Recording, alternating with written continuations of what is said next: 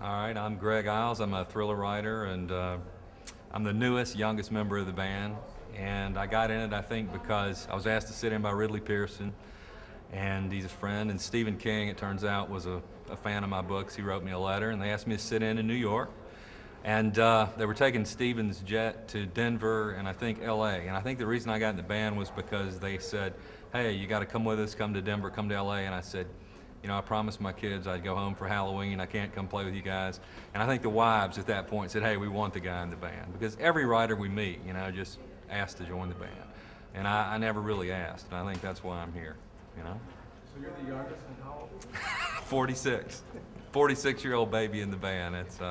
And it was weird. I mean, honestly, generationally, these guys playing older music. You know, some of us were pros. Ridley Pearson, before he wrote bestsellers, he was a musician. So was I. And so we have some ringers in the band.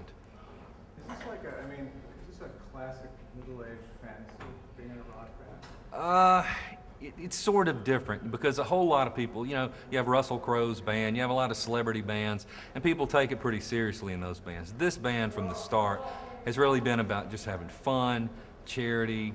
It's not so much a fantasy thing as it's just hanging out. And you know, writing life's kind of isolating. You're sitting in a room alone for a year, writing your novel.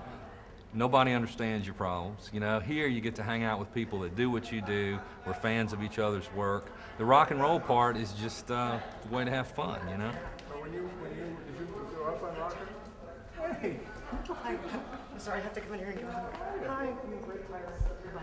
Well, yeah, sure. I mean, I played rock and roll for a living. I mean, you know, been on the radio and played tours in the South and all that kind of stuff. So I'd already sort of lived the reality to a degree. So this part, it's weird, you know, having roadies and buses and, you know, occasional playing, that kind of stuff. That's a fantasy. You know, this piece we're doing is, among other things, for a PBS pilot about aging. Yeah.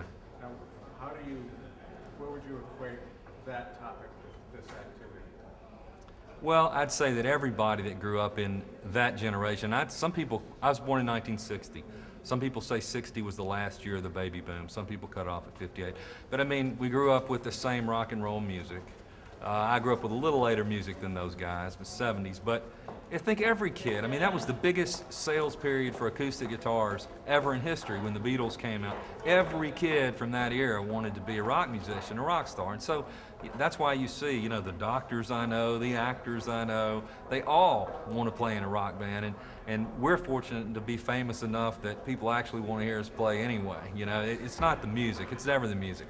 And I know thriller writers, for example, which I belong to their organization, they're putting together a band like this. The advice and they're the same age, same kind of middle-aged fantasy, and the advice I gave them was, don't take it seriously. Don't think it's about music or you know, they're there to hear the song. It's about relating to other people like yourself, you know?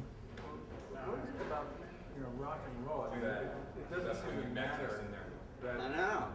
people achieve a certain kind of success.